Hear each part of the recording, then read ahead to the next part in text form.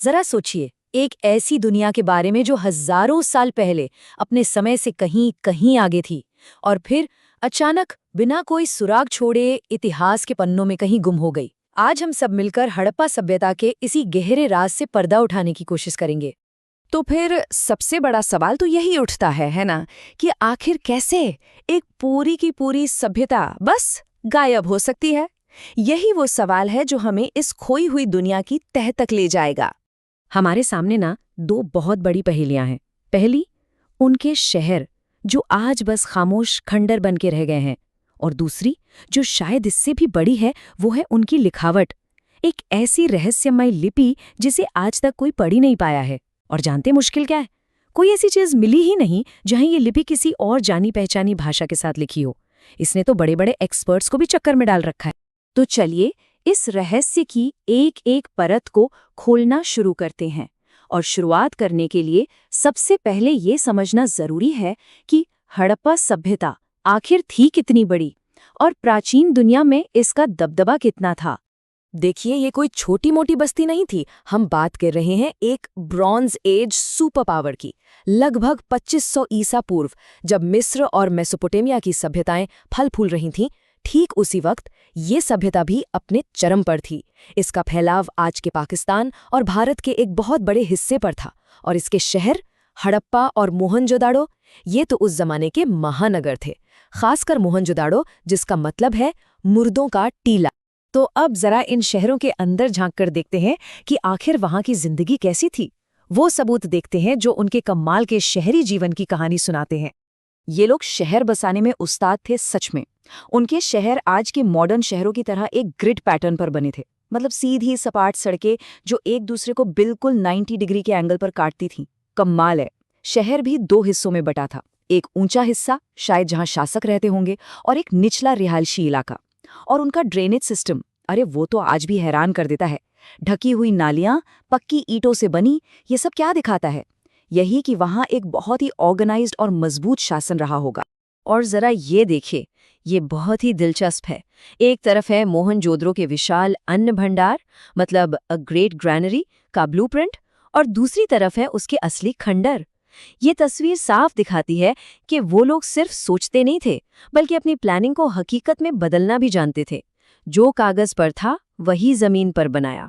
चलिए अब उनकी संस्कृति और मान्यताओं की दुनिया में चलते हैं। ये जो छोटी सी मोहर दिख रही है ना, ये बहुत खास है। इसमें एक देवता योग की मुद्रा में बैठे हैं और चारों तरफ जानवर हैं।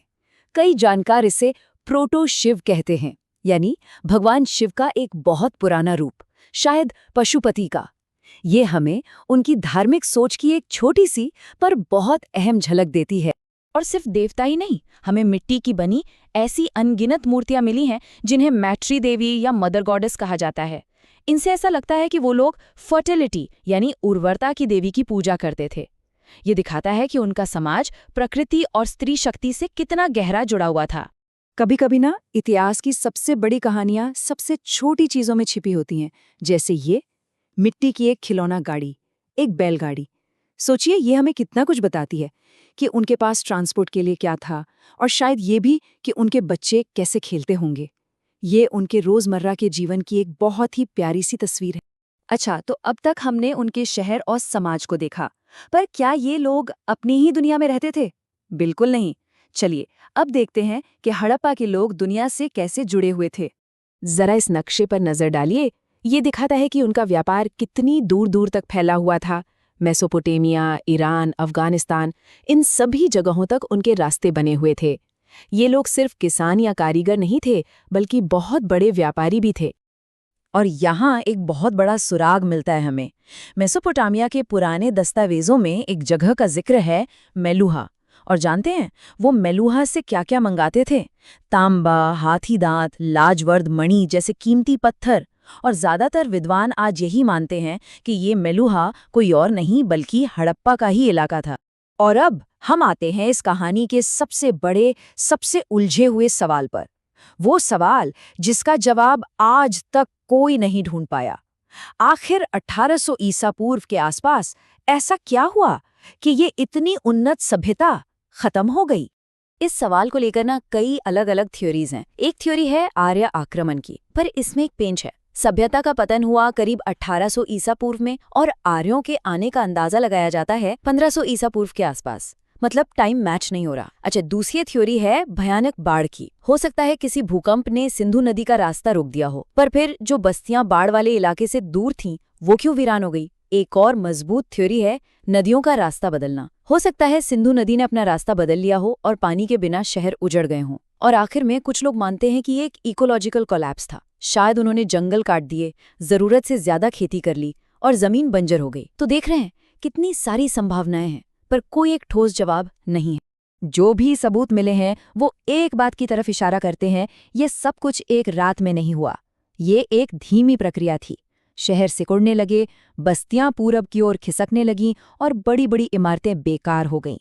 ऐसा लगता है कि किसी एक वजह ने नहीं, बल्कि कई सारी मुसीबतों ने मिलकर इस महान सभ्यता का अंत कर दिया। तो सवाल उठता है कि जब सब कुछ खत्म हो गया तो पीछे क्या बचा? इस महान सभ्यता ने हमारे लिए क्या छोड़ा है? हड़प्पा के पतन के बाद जो संस्कृतियां सामने आईं वो शहरी नहीं थीं। ये लोग तांबे और पत्थर के औजार इस्तेमाल करते थे। मतलब बड़े बड़े शहरों का दौर खत्म हो गया था और उनकी जगह अब छोटे छोटे गांव ले रहे थे। और आखिर में हम घूम फिरकर फिर से वहीं आ जाते हैं, उनकी वो खामोश लिखावट। ये सवाल आज भी हवा में है कि क्या उनके शब्दों को समझे बिना हम कभी उनकी दुनिया को सच में जान पाएंगे? जब एक पूरी सभ्यता की आवाज़ हमेशा के लिए खो जाती है तो सोचिए हम असल में क्या खो देते हैं।